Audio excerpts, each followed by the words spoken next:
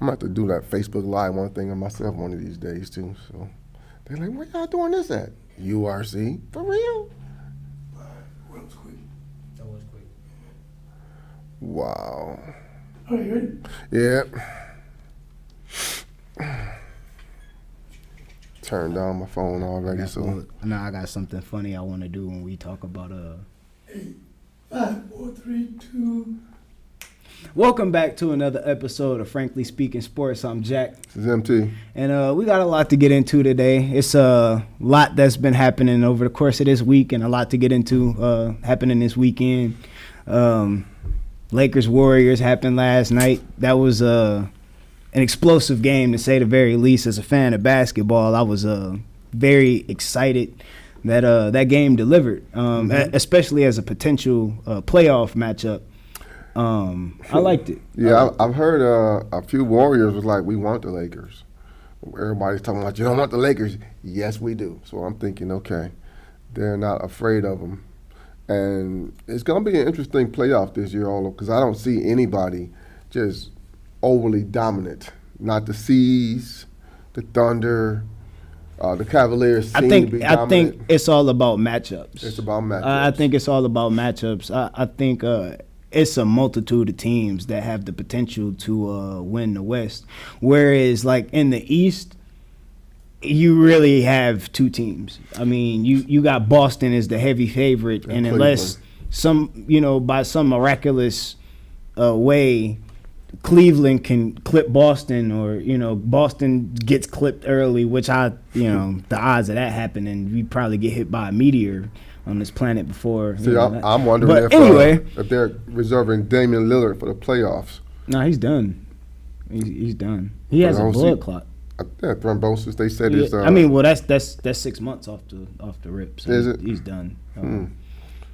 Well, so was Wemby, so I guess it's not surprising. I was gonna say it's the same type of injury, so I think he's done. But I do, before we actually get into the nuances of that Lakers Warriors game, I do want to just give Steph and Bron they flowers, bro.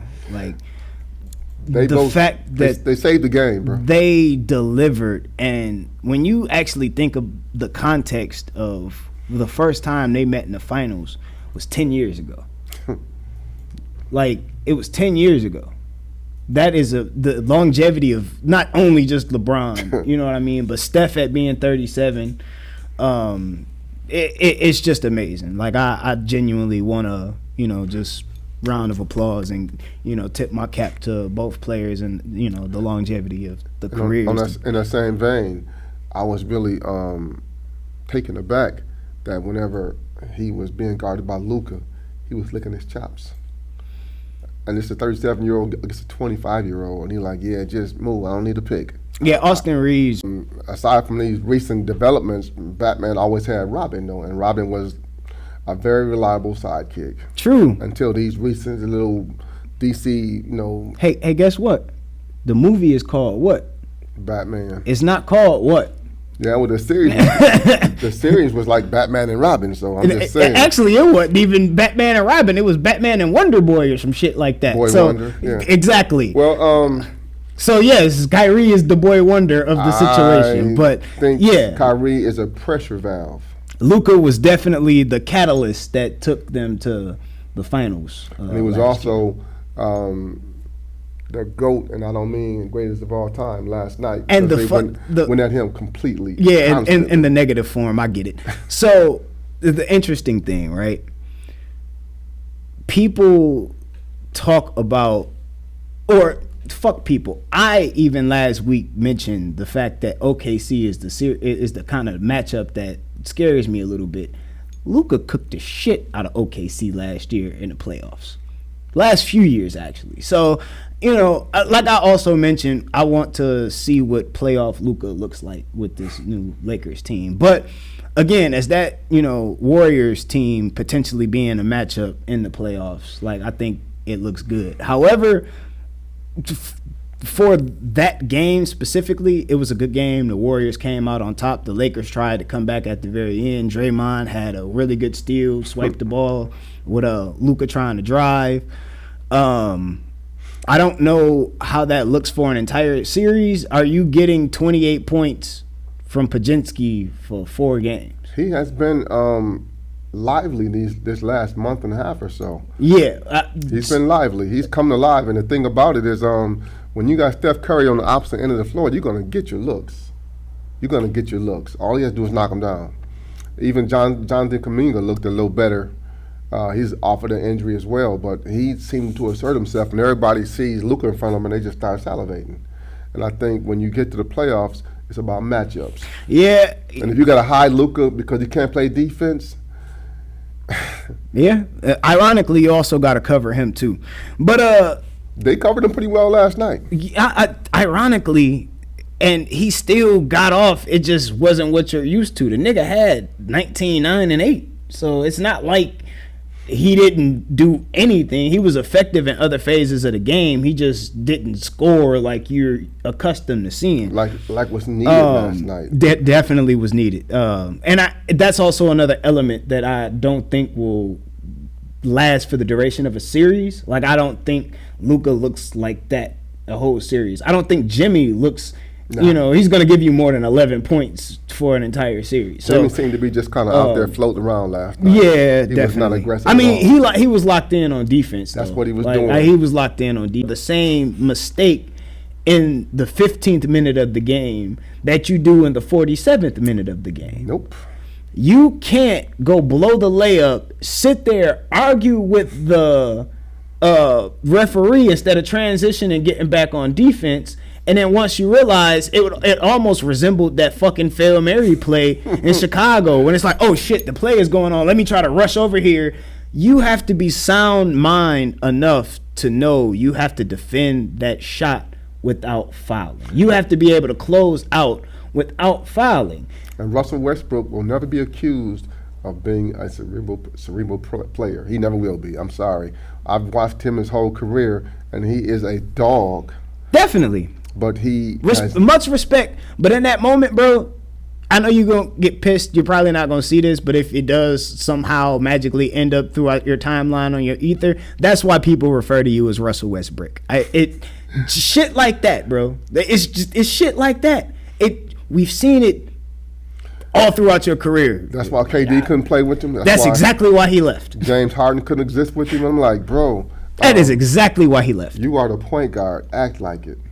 And I don't know whether he was that way in college or not, because maybe he was so much better than everybody around him athletically that's conditioned his mind to thinking, I got to be a freaking hero on every play. And, I mean, I commend his commitment to the balls to the walls approach of basketball. But to me, I'm like, he's never really gone to a gym and figured out how to do things the proper way. That's how I look at it, because, I mean, to me, 10 years ago, that would have been a dunk. Not a layup. Definitely. I mean, obviously, he's probably lost a step or two at this point in his career. He's not as athletic as he was, in his prime. However, bro, because you're only up one at that point in the game. I look at him. You gotta make that. You gotta make, and if you're not gonna make it, my man is a 34% three-point shooter that you were closing out on, where he's a 88% free throw shooter. It's like, oh, dude, that is, yeah, man. Like, I'm not gonna lie, that you can't sail on both ends. See, Russell Westbrook, he reminds me of me when I was 46 years old, when I had finally realized I was not a high wire act anymore, because I was like, why am I missing so many doggone layups now? I didn't realize I was not on the rim like I used to be.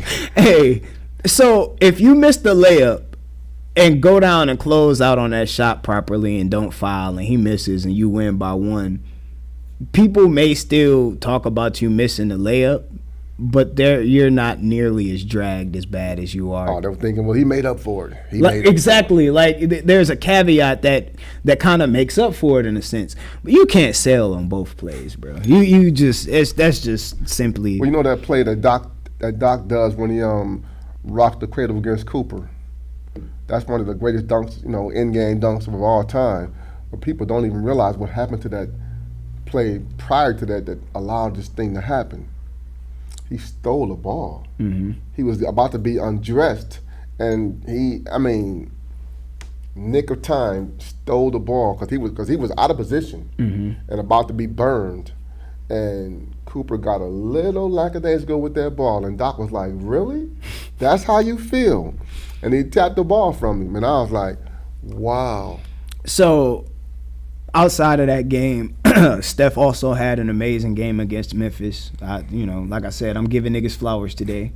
He dropped 52, 10 rebounds and 8 assists. You don't really see too many games where Steph has more rebounds than assists, but I guess this is the evolution of the game with this positionless basketball. You have point guards that are down in the paint and shit like that. Yeah, so. one of the who was that told me? I was watching the podcast, and they said the thing that makes the NBA so hard to watch nowadays is the lack of intellectuality. Guys are making dumb plays. Ironically, and making up for it with athleticism. Ironically, so in that Pat McAfee interview that LeBron did, that I didn't get to cover last week because y'all niggas thought y'all was just gonna jump me and shit. LeBron talked about like understanding I'm not as athletic as I was 10, 15 years ago, but I'm smarter than everybody else in the fucking league, and this is why I'm able to still play at the level I'm able to play. And that makes sense. Draymond also talked about that shit on his podcast. He's like, well, yeah, I'm not as athletic, but I'm smarter than these motherfuckers. So I can be the aggressor, not necessarily aggressive, even though we have a whole WWE highlight reel film of you stomping niggas out and choking people. Oh shit, COVID, you good? Yeah, I'm good. The funny thing is, you hit the blunt before you came in here. The funny thing is, because like I said, I can recall those times when I started still playing with the teenage boys. Every year I get a different batch coming up, thinking they're all the shiznit and everything. And I remember not the shiznit. I remember thinking of how they make this game easy for me and hard for themselves. And I used to watch that, and I would marvel at how these young guys who were uber athletic, but dumbest box of rocks when it came to executing the game. Hey, niggas have no IQ. Just used to. The IQ is highly important. I played a game. I played a pickup game. It was a 4-on-4 game. And everybody on the team was 35 and up on my team. At the time, I was 40. And these were high school ballers. So these were not little kids.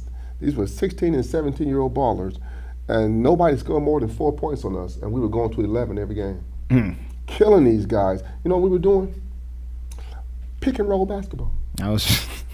They couldn't figure it out. I was going to say they couldn't figure it out. And not only could they not figure it out, they started arguing, "That's your man, man. That's your man. Go around the screen." And I'm thinking to myself, as long as y'all arguing and you're not talking on defense, I told my guys, keep running. You communicating just in the wrong way. The wrong way. All right, so I want to get into something that I feel like you will probably enjoy and probably enjoyed watching. I know you saw that Pistons brawl. Yeah, that was like, did my heart proud. Pistons, Minnesota. Let's get into it a little bit.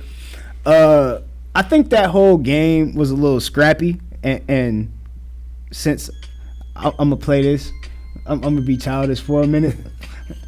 Have you ever heard, you know what this is? I'm gonna test old school real quick. You don't know what this is. You would have known off the first couple seconds. So for those that don't know what it is, that's Nuck If You Buck. Wow. Motherfuckers was in there knucking and bucking and ready to fight, even though it wasn't one punch thrown. If you watch that game though, you can see that brewing because of the way the referees were doing dumb stuff like that. Just latitude. Players. I thought that the referees kind of were just letting motherfuckers play. It was kind of building up from the previous few plays, so it wasn't a surprise when it actually happened.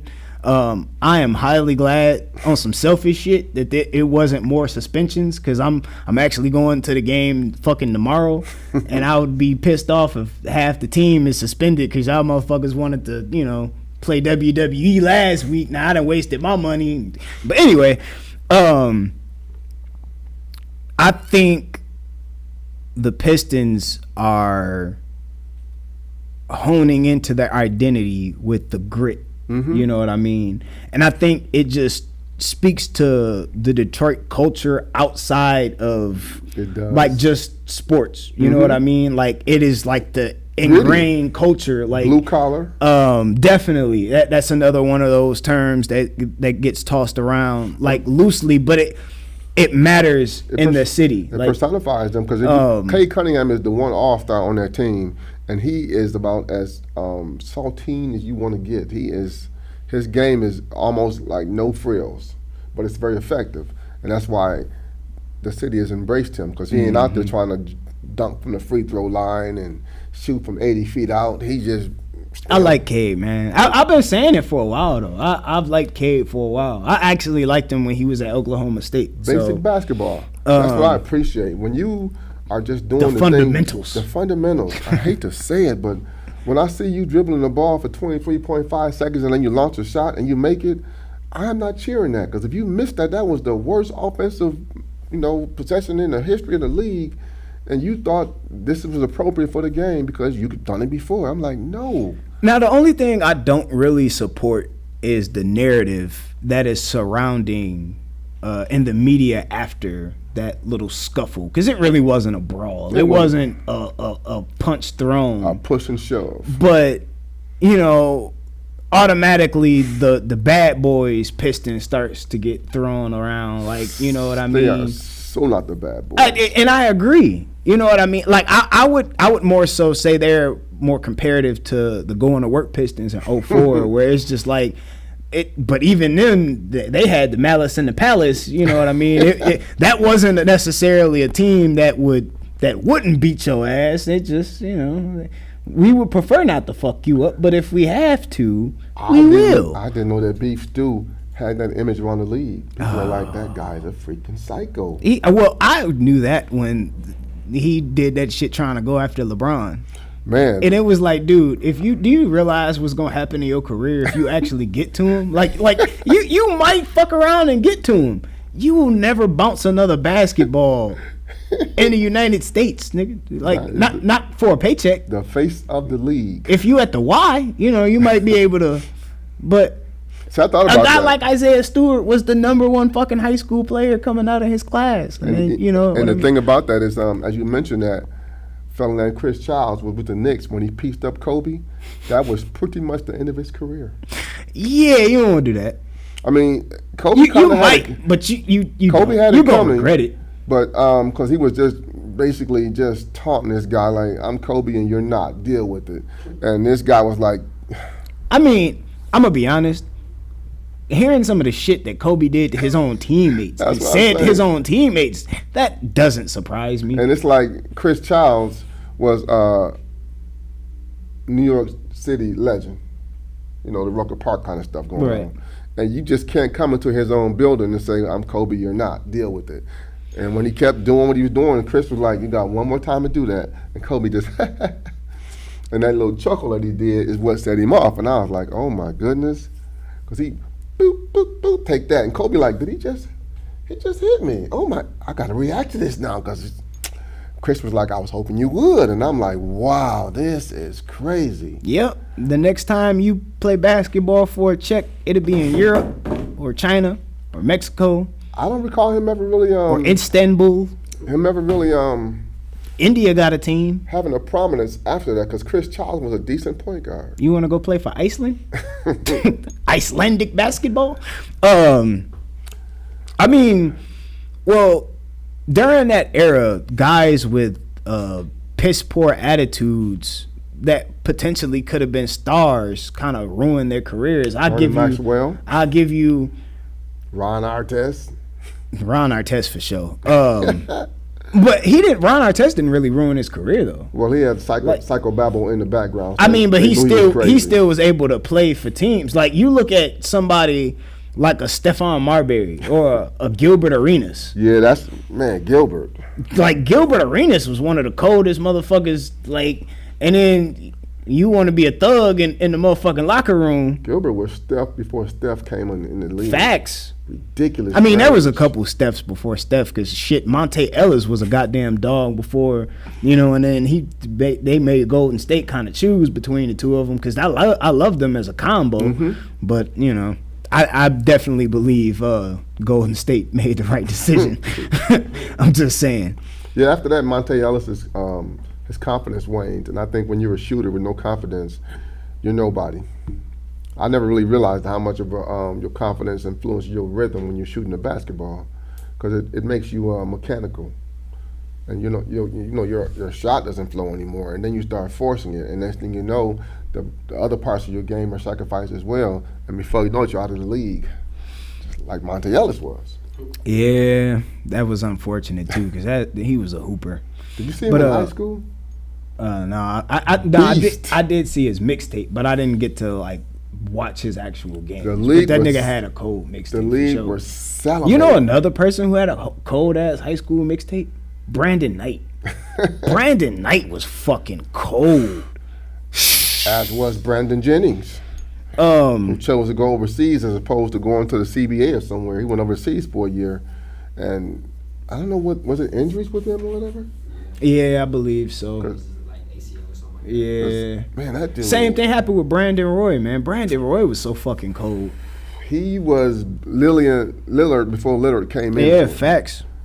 Ironically, because he played for Portland too. But I do want to get into. We got the Final Four going on this weekend. Got some nice matchups. Unfortunately, my Michigan State Spartans fell a little short in the Elite Eight and weren't able to make it to the Final Four. But it's all good though. We coming back next year. We'll be there next year. We'll be back.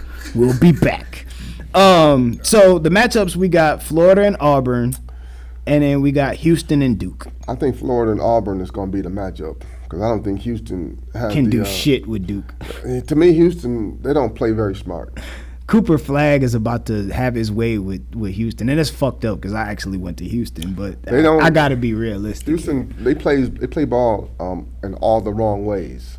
When I watch them play, they play ball almost like schoolyard basketball, and I'm like, this is the Fab Five and Duke all over again. So it's interesting that you point that out because, like, the emphasis is on Cooper Flagg, obviously number one pick.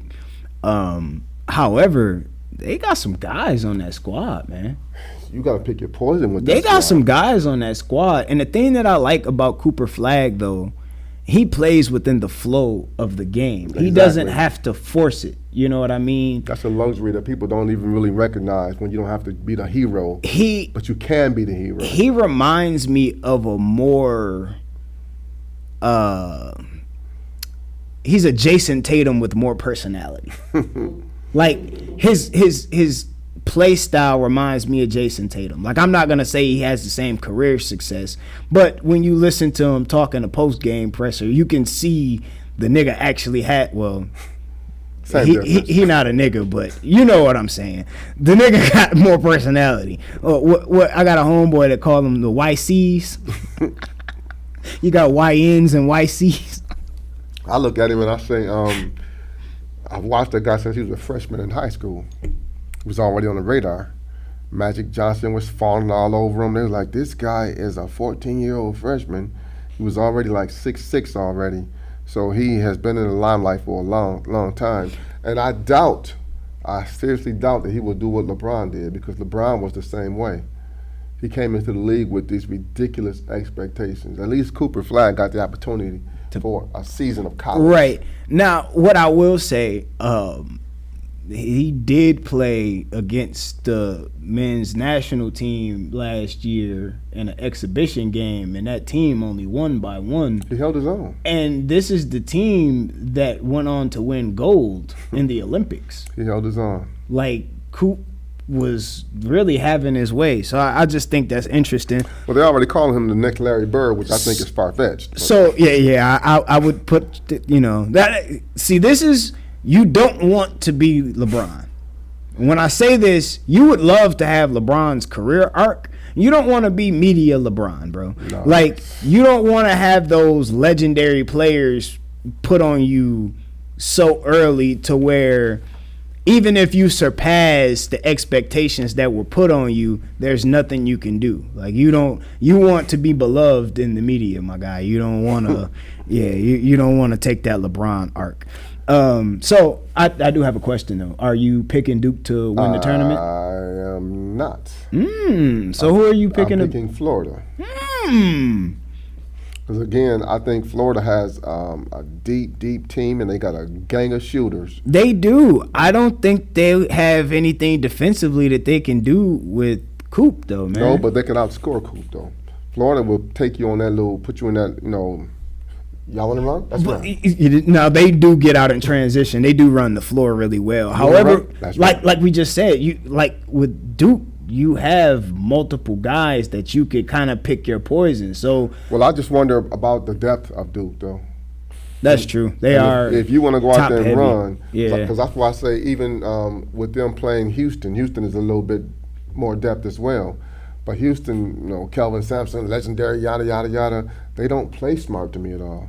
They take so many bad shots, and there are so many times when they come down at the offensive end was a waste, and I'm like, dude, you can't keep doing that because eventually it's gonna bite you in your ass when you're playing not fundamentally sound but athletic basketball the way they are. And I kept thinking about the Fab Five when they played Duke, and they're like, man, these guys can really play. Grant Hill, we thought he was soft. He out here busting our ass.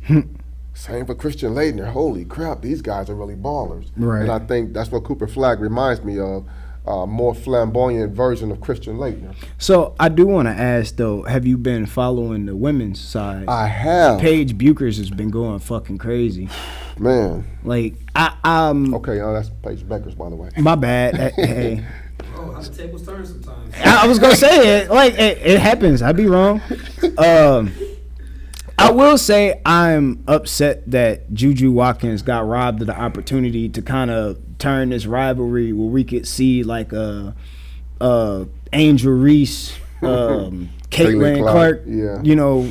This was the year that they were supposed to have their battle and duel it out. Was building that up too. So yeah, definitely. I mean, cause shit, Juju was hooping this year, man. Like me personally, I like Juju more than I like Caitlin, and her game is more well-rounded. And I'm not gonna lie, Angel Reese is a walking bucket if the bucket is a trash bag, because she ain't got no kind of bag, bro.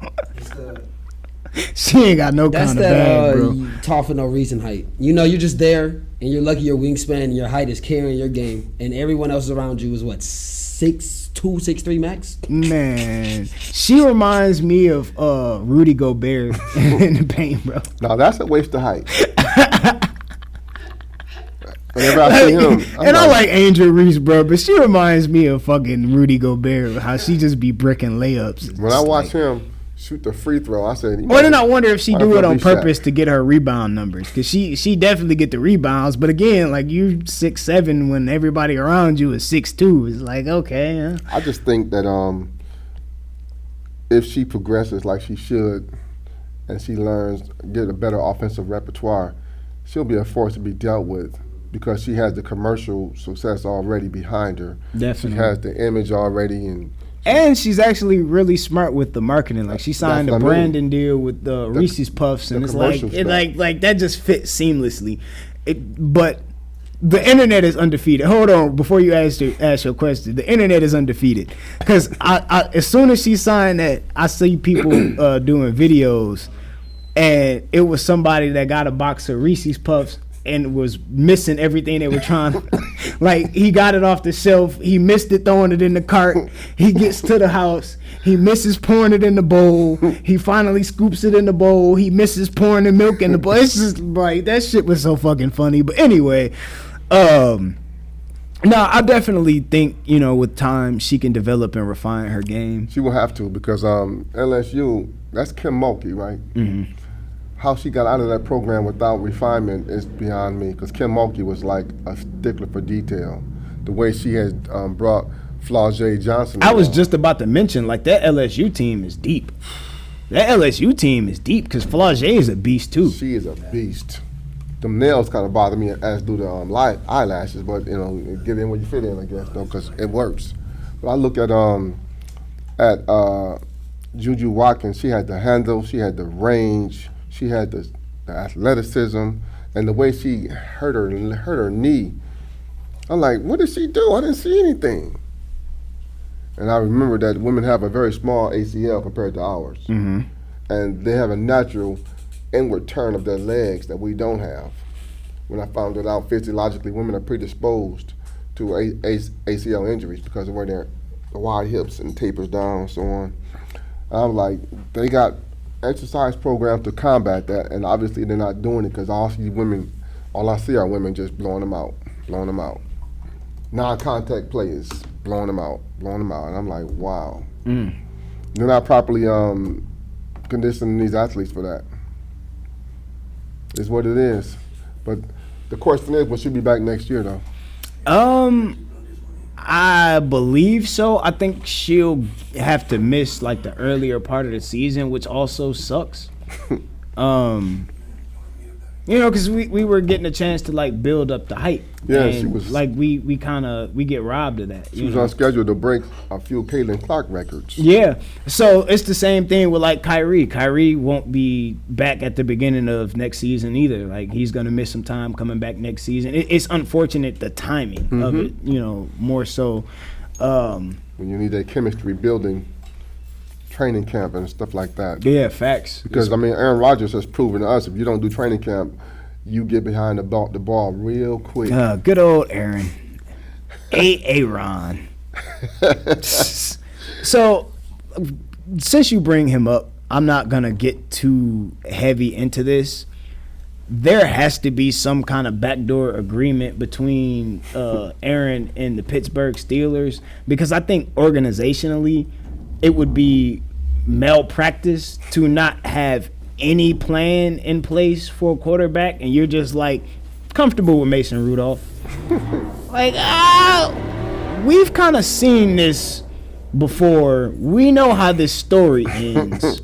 I don't know. Like, I've been a defender of Mike Tomlin for a long time, as far as he is what you want in a coach. He's consistent success.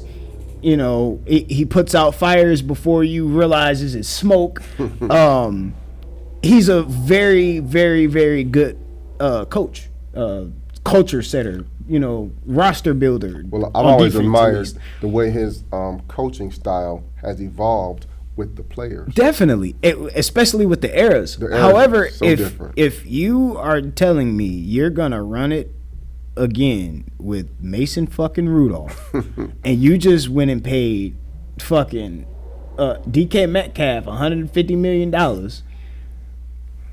good luck with that. Yeah, even he is. To me, he's a little long in the tooth now. And you have George Pickens, who's a volume receiver. You have two guys who get very bad attitudes really fast if they don't get the numbers. I think there are two receivers that are very comfortable. Like, if I got 12 catches, 160 yards, and 2 touchdowns, but we lose 14-30, I'm cool. I got my numbers. You know what I mean? Your running back situation is now in flux as well. Yeah, Najee Harris is gone. So, I think they're comfortable with Jaylen Warren, and it's a really deep running back class. So, maybe they'll be in the play for a Quinshawn Judkins or maybe a R.J. Harvey later in those later rounds out of UCF. It's pretty deep. You got Quinshawn, you got Travion Henderson, also from Ohio State. You have Omarion Hampton, who played at North Carolina, I believe, either North Carolina or Kentucky, one of them light blue ass teams. This motherfucker is built, dude. Like, this motherfucker is built like Jerome Bettis, but runs like fucking, I don't know, Chris Johnson. Like, the dude runs like a 4. He's a sub 4.4, so he's like high 4.3s. Well, when I look at the and he's 220. When I look at the it's fucking freak athlete. The program athletic programs of high schools nowadays, because so many football players are doing what the hoop players are doing and going to these academies. And they're getting the leg up on the physicality, the leg up on the conditioning. Those camps too, getting professional training earlier. Yeah. And I think that in the long run, that will not bode well for their careers, because they're also getting the professional banging and the hitting early on. Yeah, that's beneficial for you, but your body is still your body. For running backs, I agree, because your shelf life, like the running back is like the last position you can just hit at any angle as hard as you want, and it's just like, yeah, all right. To To me, Derrick Henry is the LeBron of NFL. No shit, because, you know, when you think about the lack of longevity and the amount of hits, especially how they ran him in fucking high school. Mm-hmm. Like, they ran, same play on 2, set hut. Like, hand the ball off to Derrick Henry. Like, he got to Alabama and didn't know shit about actual football. I remember him talking about in one of his podcasts, he's like, dude, I got to Alabama and I had to tell Nick Saban, like, you got to be patient with me. I don't know football. All they did was hand me the football and told me to run. So, but I want to get into something a little different. Have you been following this torpedo bet situation in baseball? That's man? crazy. How do you feel about the torpedo bet? I see it as another technological, can I spit this out here? Technological advancement that is going to probably alter the game a little bit, and you're going to have an asterisk behind certain statistics and everything. I wouldn't go as far as to put the asterisk on it. However, I don't put the asterisk on the steroid era either. I quite enjoyed the steroid era. Damn it, it was a fun time in baseball. I put the asterisk on Babe Ruth, the white only era, because I'm saying to myself, you didn't play against the best. You know, the crazy thing is once they started incorporating the Negro League statistics in the Major League statistic book, they washed all of the white players. There is no way. Man, that shit was crazy how fast it happened too. Yeah, it was motherfuckers be turning over in their grave. I mean, I look at how plantation owners probably was pissed off. They freed the what? You think of how many of those Negroes who were in their late 40s and 50s coming to the big leagues and still dominating. You know, your Josh Gibsons and all those people who are still Bob Gibson, yeah, fucking amazing. All these guys who are in their 50s in the major league. And Bob Gibson was fucking amazing. Satchel Paige, bro. So the Oakland, funny quick story about Satchel Paige. The Oakland A's signed him at 67 years old as a gimmick to try to get more people to, you know, buy tickets. This motherfucker actually won games and had a bunch of strikeouts. I don't remember the exact numbers, but I do remember the story about like them just signing him and it being a gimmick, and this motherfucker won like 9 games and they couldn't hit him. Had a quality career, well not career, but a quality year with the Oakland A's. Couldn't hit him in the Negro Leagues. I mean, but that was his prime. I mean, he had a prime like beyond that in the major leagues. Nobody was timing his 100-yard pitches back in those days, but he was well over 100 miles an hour. For the audience, if you haven't been following professional baseball, I'll give you a bit of a background on what the torpedo bat is. So basically, it's a bat with the redistribution of the weight that alters the sweet spot and creates more mass where that sweet spot is, where players commonly get more contact. A lot of people have been trying to discredit it, but it's legal. It's legal. Because the Major League Baseball rule states that the bat must be no longer than 42 inches in length and no more than 2.6 inches in diameter, and they meet those specifications. So you had a guy that was at MIT who works in the Yankees front office, and Anthony Volpe, the Yankees third baseman, was struggling. He noticed, you know, a lot of foul balls, and he knew that if we redistributed the weight to where you're getting more contact, it would create more of an angle coming off the bat, exit velocity, all of these launch angle, so it's a lot of technical nuances that go into making contact with the ball. A lot of science. So what he did was created the redistributed weight in the bat, and the numbers fucking skyrocket. I mean, it looks hideous, but I mean, so it definitely looks like a fucking bowling pin, but it's effective. You know what I mean? Not everybody is using it. You know what I mean? Shohei Ohtani, Aaron Judge, these guys, Juan Soto, they're not using it. But you got guys like Ellie De La Cruz. You know, you're going to have guys like I just mentioned, Anthony Volpe. So I think the Yankees are implementing that because they're realizing this is the only way we're going to be able to compete with the fucking Dodgers. But you know what? Do you understand that this is the first time in Major League history that a defending champion has started off the next season 8-0? Yeah. The Dodgers are absolutely freaking unbelievable. I mean, they're definitely. It seems like you're playing franchise mode on rookie. But do you understand how long Major League Baseball has existed?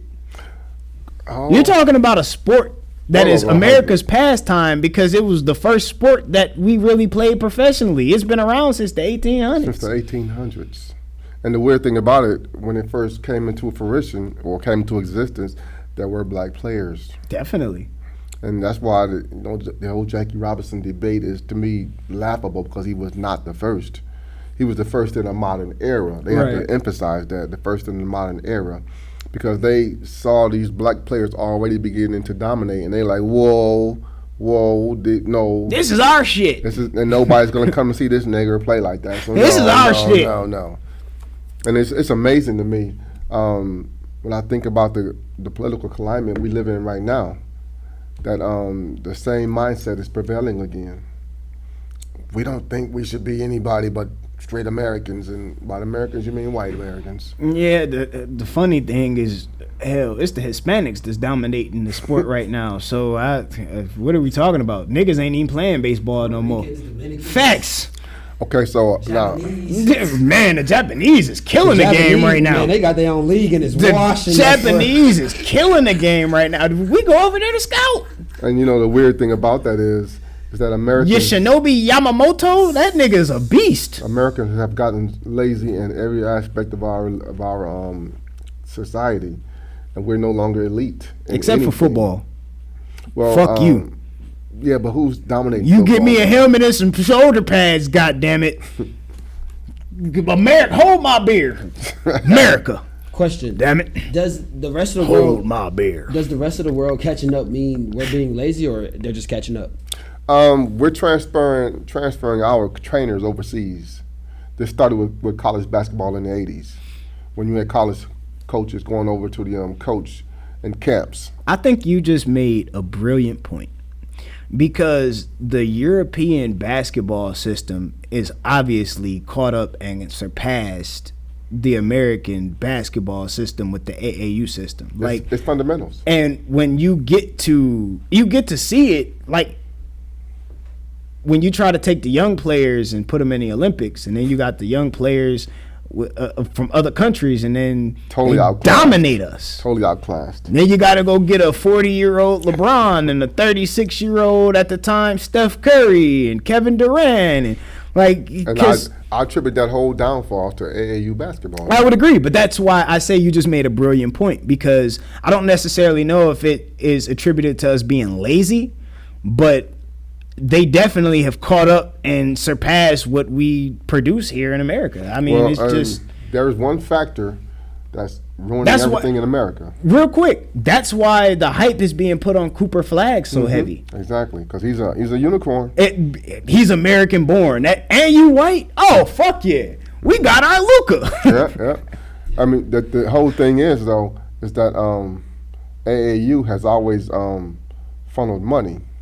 It's always been about money, traveling teams, and these guys are supposedly amateurs, but they're getting paid some kind of way, and it's made the competitive nature of basketball a business. So you got these guys who are Nike is already grooming them as soon as they're 12 years old. Hey, this guy's a little tall. Mm-hmm. He seems kind of athletic too. You got potential.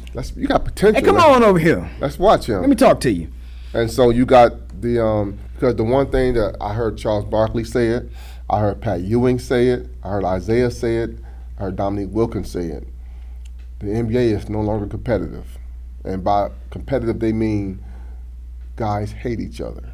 I want to beat you. I don't want to be your friend. Well, you know why? And this is why the NBA players from that era made a mistake, a huge mistake. Because outside of we just play on the court, they understand that we belong to a very elite fraternity of people. and a lot of them are in business together. Well- a lot of them share the same agents. We're in the same rooms. Yeah. And why would I? And this is the point that you make about Draymond calling LeBron a bitch on the court in that final series, and then you find out that they're business partners off the court and they're actually friends. I don't want to be so rigid that I'm losing out on money. Because there's millions of dollars that are being missed out on, that we're missing out on simply because I didn't want to shake Michael Jordan's hand. Yeah, but You know what I mean? Like it's shit like that was a different model back in those days, because there was one thing that was missing back in those days that is driving the revenue, and that's cable TV. Definitely. The money in that is huge. However, I'm talking about off the court ventures.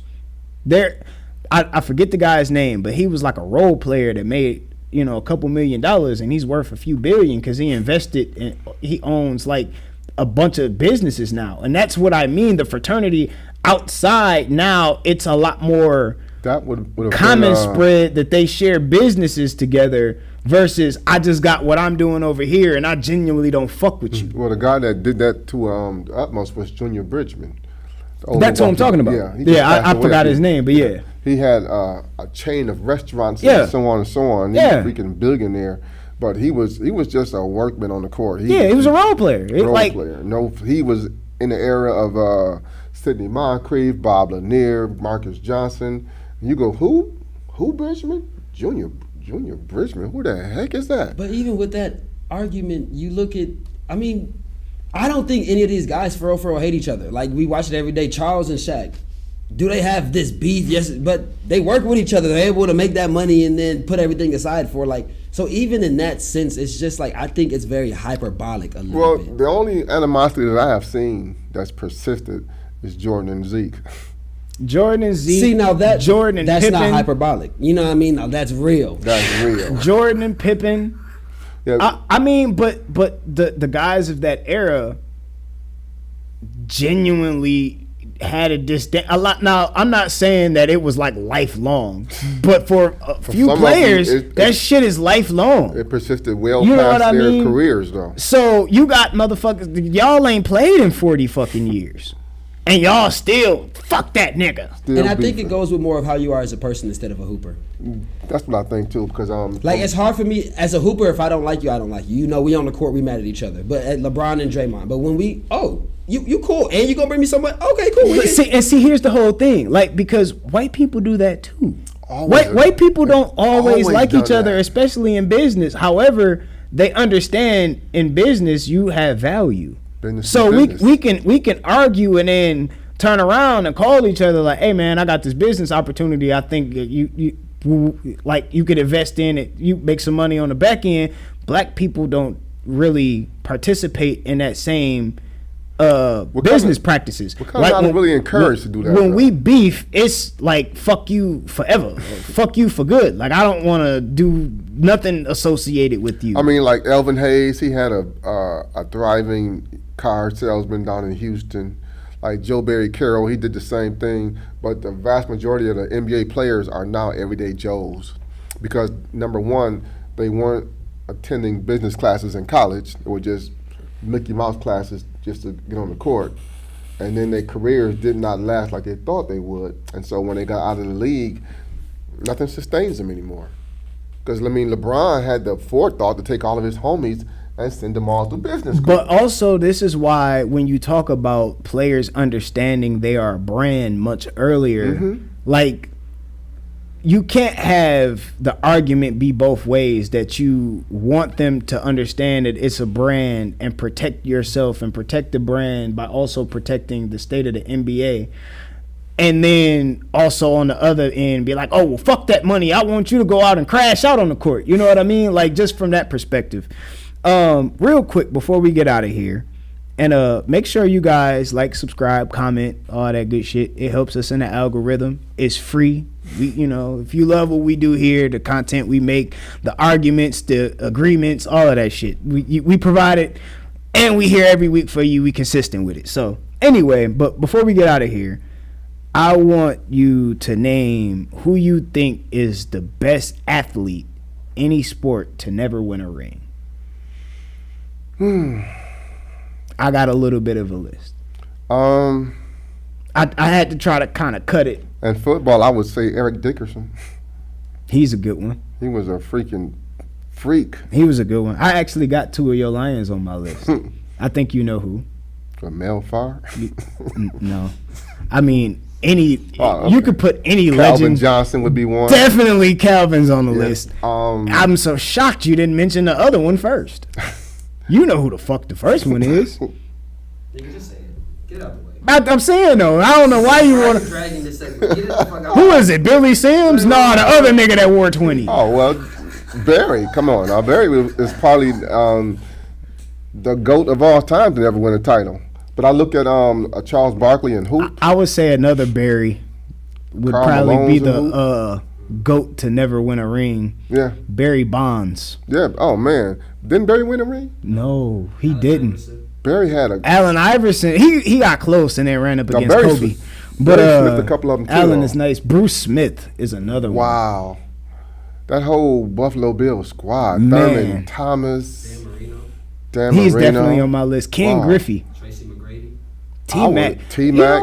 You know what? He don't really mention T Mac too much. It's You almost don't. like You it's don't almost mention like you T-Mac. don't fuck with T Mac. What's Let's up? get into it. Yeah, what's don't know. up? We T-Mac got like was, 2 minutes left. T-Mac was brash and in your face. So is Jordan. You love Jordan. Nah, T-Mac never backed So it is up Kobe. like And Kobe, Jordan did. bro, Kobe came to practice and they was like, "Hey, Kobe," and nigga said, "Don't say hey to me. I just came to say bye because some of you niggas won't be here tomorrow." And left fucking practice like you. But hey, that's his guy. That's funny to you. That's funny. I'm saying though, come on, I ain't man. gonna put T-Mac on the same level with Kobe though. I mean, that's insane. Title or no title. I mean, there was a time in his career where Athletically, you wouldn't say T-Mac had a good 6-7 year stretch. That's the reason why he's in the Hall of Fame right now. I was gonna say, do you not remember the end of that like 11 points in 3 seconds to come back and win that game? Who was that? Was that against Indiana or? I watched T-Mac, and I saw a narrative about him when he was in high school, playing in a New Jersey All-Star game, and nobody knew who he was. And there was some other guy that was just all tri-state, Philadelphia, New Jersey, and New York City. This guy was all world, and T-Mac destroyed that guy and his career in an All-Star game. He was beat him so bad that he stopped playing basketball. So I know T-Mac had the skill set, the athleticism, the mentality. He had all the tools. I guess he just didn't have the longevity. He definitely had some injuries. He definitely had some. Speaking of Hall of Fame, shout out Melo. Shout out Melo. Shout out Melo. Shout out, hey, whoever you had build your statue, don't go to D Wade guy. Don't go to D Wade guy. Melo, don't you my guy. Don't go to D Wade guy. I seen something that D Wade was talking. He was like, I made it purposely look like that. Like, the sun in Miami, we had to get the right. And like, even hearing them, it's like, nigga, get out of here. Get the fuck out. Now, see what it was. The family personally knew the sculptor, and they didn't want to. He just kind of wanted to be like, oh yeah, and instead of nigga, you're Dwayne Wade, bro.